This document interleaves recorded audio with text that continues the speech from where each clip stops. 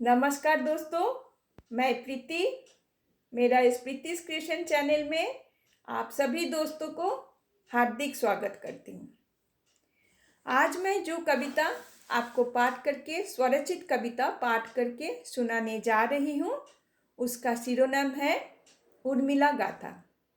इस कविता के पाठ के पहले आप सभी से मेरा निवेदन है कि इस कविता से मैं कोई विवाद या किसी का मन का आस्था को ठेस पहुंचाने का मेरा कतई इरादा नहीं है। ये सिर्फ और सिर्फ एक कविता है जिसे मैं एक नारी होकर दूसरा नारी का मन को समझने और उसका सपनों को आपके सम्मुख प्रस्तुत करने के लिए इस कविता का माध्यम को चुनी हूँ। आपसे मेरा प्रार्थना है कि अंत तक कविता को जरूर सुने और एक नव्य विवाहिता सुकुमारी कन्या का मन को महसूस करें। अगर अच्छा लगे कविता तो अपने दोस्तों का साथ, परिजन का साथ चैनल को सब्सक्राइब कर लाइक, शेयर, कमेंट्स जरूर करें। तो आइए सुन लेते हैं उर्मिला गाथा। हे दीनदयाल मर्यादा पुरुषोत्तम राम, हे दीनदयाल मर्यादा पुरुषोत्तम राम, मैं आपका अनुज लखन पत्नी उर्मिला है मेरा नाम। मैं आपका अनुज लखन पत्नी उर्मिला है मेरा नाम। आपसे विनती करूं, मेरा सुन लो पुकार। आपसे विनती करूं मैं, मेरी सुन लो पुकार। आपके अनुगामी लखन के पति धर्म पर करियो विचार। आपके अनुगामी लखन के पति धर्म पर करियो विचार।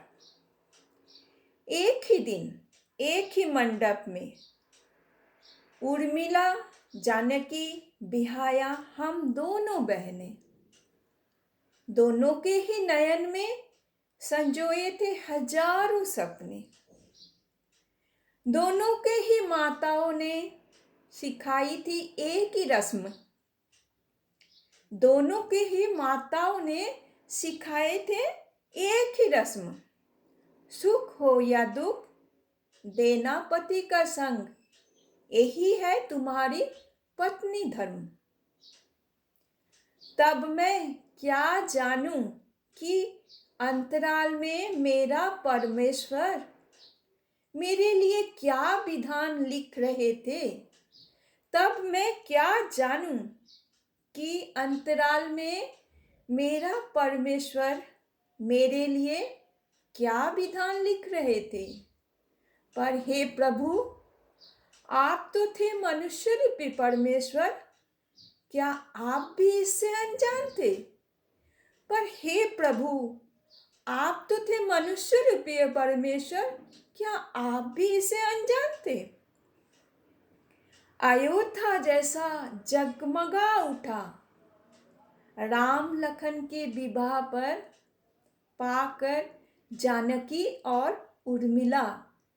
अयोध्या जैसा जगमगा उठा राम लखन के विवाह पर पाकर जानकी और उर्मिला पर अलक्ष्य में मंडरा रही थी हिंसा की काली छाया।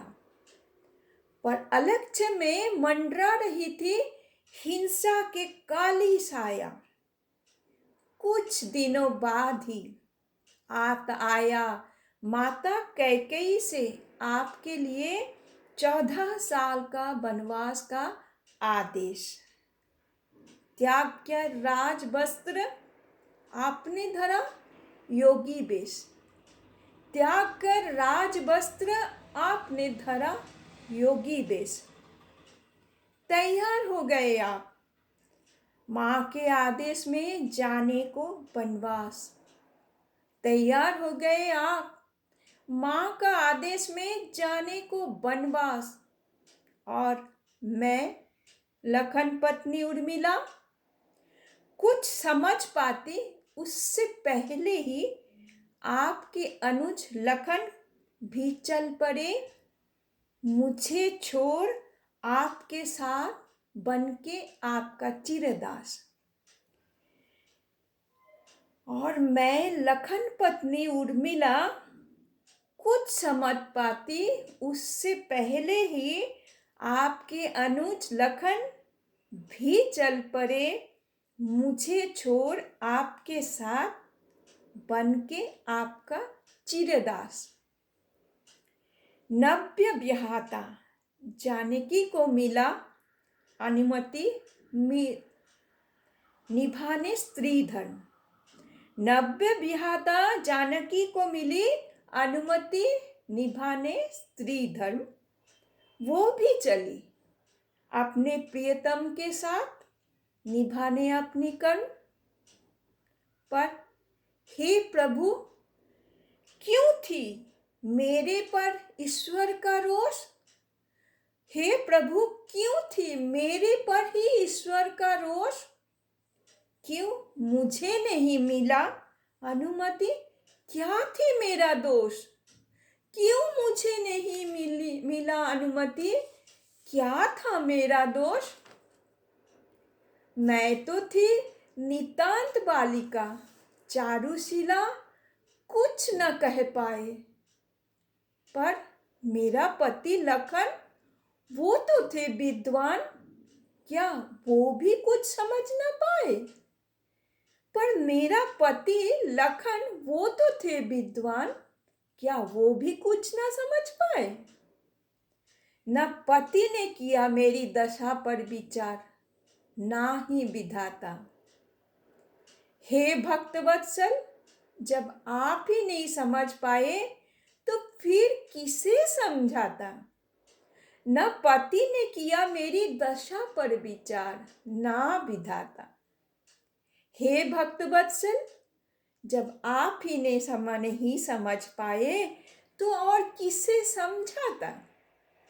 हाय मैं उर्मिला, जिसके ज्येष्ठ है प्रभु राम और वीर लखन जैसा पति, बिन वजह उसे विरह व्यथा से क्यों तड़पने पड़े?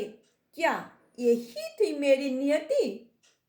बिन वजह से उसे क्यों विरह व्यथा से तड़पने पड़े? क्या यही थी मेरी नियति? जिस विवाह पश्चात 14 साल हो सकता था मेरा जिंदगी का स्वर्णिम समय, जिस विवाह पश्चात 14 साल हो सकता था मेरा जीवन का स्वर्णिम समय, पर किस अज्ञात दोष से हुई मेरी जीवन अंधकार में? किस अज्ञात दोष से हुई मेरी जीवन अंधकार में? हे अयोध्यापति न्याय प्रिय राजा राम, हे अयोध्यापति न्याय प्रिय राजा राम, करो सुविचार, लौटा दो मेरी उस 14 साल करके मेरा नाम। करो सुविचार, लौटा दो मेरी उस 14 साल करके मेरा नाम। जय श्री राम, जय श्री राम, जय श्री राम। आप सभी दोस्तों को मेरा शुभकामनाएं। और आज इतना ही, दूसरा फिर एक दिन दूसरा कोई नया कविता लेकर आपके सम्मुख उपस्थित होंगे। तब तक के लिए धन्यवाद और नमस्कार।